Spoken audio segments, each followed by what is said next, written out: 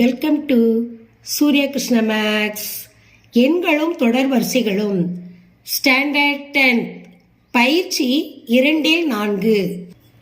எடுத்துக்காட்டு 2-24. அந்த சம்ம வாசிக்கிறேன், கவனிங்க. முதல் உறுப்பு 20, பொது வித்தியாசம் 8 கொண்ட கூட்டுத்தொடர் வரிசை எழுதவும். முதல் உறுப்பு கொடுத்துட்டாங்க, வித்தியாசம் கொடுத்துட்டாங்க, பொது வித்தியாசம். இதை வச்சு நம்ம கூட்டுத்தொடர் வரிசை எழுதணும். இப்போ முதல் உறுப்பை எடுத்து எழுதுவோம். முதல் உறுப்புக்கு என்னது? ஏன்னு சொல்லுவோம். A's equal 20. பொது வித்தியாசம் அதுக்கு என்ன பேரு? டி. D is equal 8.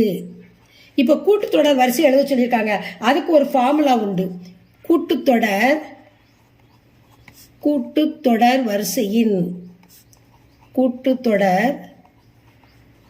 வரிசையின் பொது வடிவம்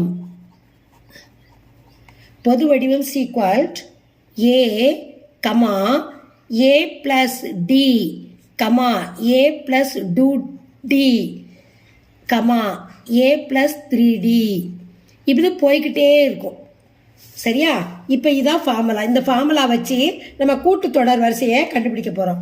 முதல்ல ஏ இங்கே எழுதிக்கிறோம். ஏ கமா ஏ பிளஸ் டி கமா ஏ பிளஸ் 2D பிளஸ் கமா ஏ பிளஸ் 3D.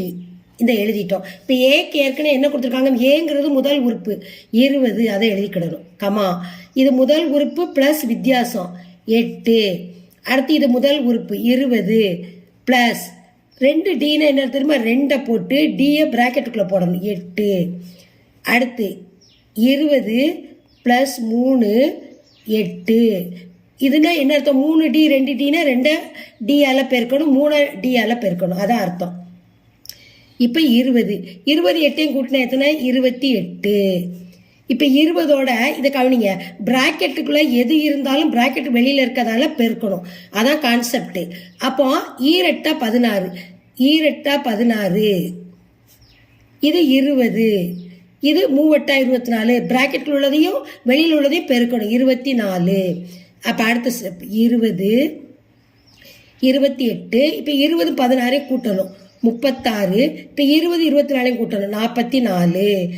தீர்வு, இந்த ஆன்சரோட தீர்வு வந்து என்ன தெரியுமா? கூட்டுத்தொடர் வரிசை தான் கேட்டிருந்தாங்க. கூட்டுத்தொடர்